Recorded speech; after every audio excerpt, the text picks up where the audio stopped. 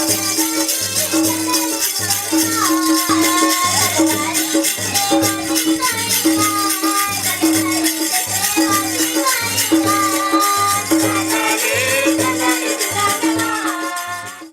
ઈસુ।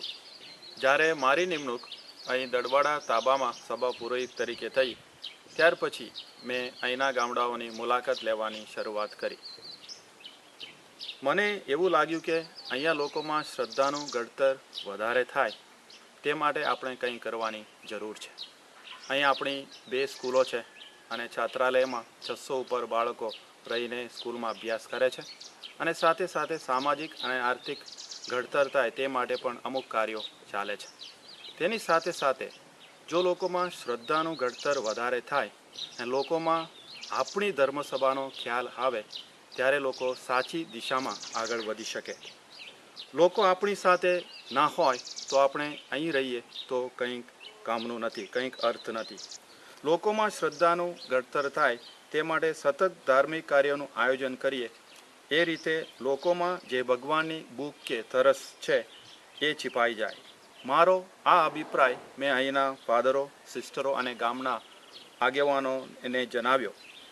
બધા સહમત થઈ ગયા। એટલું જ નહીં, શ્રદ્ધા ઘડતર માટે કયા ધાર્મિક કાર્યોનું આયોજન કરીએ તે પણ આપણી પેરિશ કાઉન્સિલના મીટિંગમાં ચર્ચા કરવામાં આવી અને અત્યારે એ પ્રમાણે સતત કાર્યો ચાલુ છે।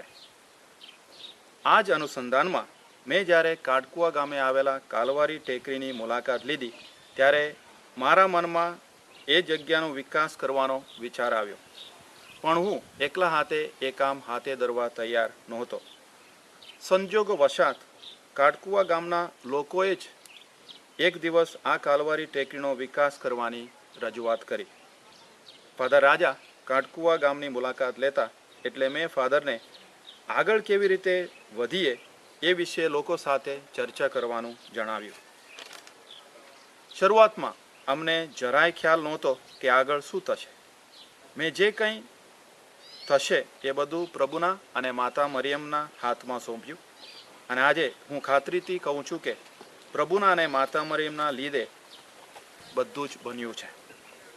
ફાધર રાજાએ ઘણીવાર લોકો સાથે ચર્ચા કરી, સૂચનાઓની આપ-લે થઈ અને લોકોએ એમની મેળે જ કામ હાથે ધર્યું। ડુંગરીના તળેટીથી ક્રૂસના માર્ગના 14 સ્થાનો માટે 14 મોટા ક્રૂસ ઊભા કરવા અને ટેકરી ઉપર વેદનામૂર્તિ માતા મરિયમની મૂર્તિ માટે એક નાનકડું દેવળ બાંધવાનું નક્કી કર્યું। દરેક ક્રૂસમાં પુણે પ્રાંતના ઈસુ સંગી ફાધર આબ્બાએ બનાવેલા ક્રૂસના માર્ગની તકતીઓ અને દેવળમાં માતા મરિયમના ખોળામાં ક્રૂસ ઉપરથી ઉતારેલ ઈસુના મૃતદેહની મૂર્તિ મૂકવાનું નક્કી થયું અને ધીમે ધીમે કામ આગળ વધવા લાગ્યું। ગામના લોકોનો સહકાર અને ઉત્સાહના લીધે જ અમે આગળ વધી શક્યા।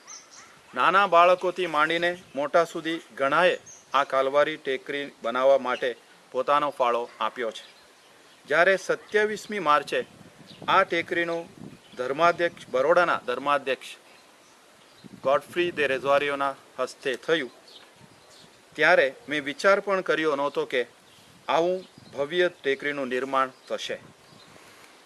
આજે કાલવારી ટેકરીની સ્થાપના થયેલ છે તે જોતાં મને એવું લાગે છે કે આ લોકો વડે, લોકો માટે અને લોકો દ્વારા થયેલું છે। આ કાલવારી ટેકરી દ્વારા લોકોમાં શ્રદ્ધાનું ઘડતર થાય, પ્રભુ ઈસુ અને મા મરિયમમાં ગાઢ પ્રેમ વધે એવી મારી આશા અને પ્રાર્થના। પ્રભુ ઈસુ અને વેદનામૂર્તિ માતા મરિયમ સૌને આશીર્વાદ આપે એ જ મારી પ્રાર્થના। જય ઈસુ, જય મા મરિયમ।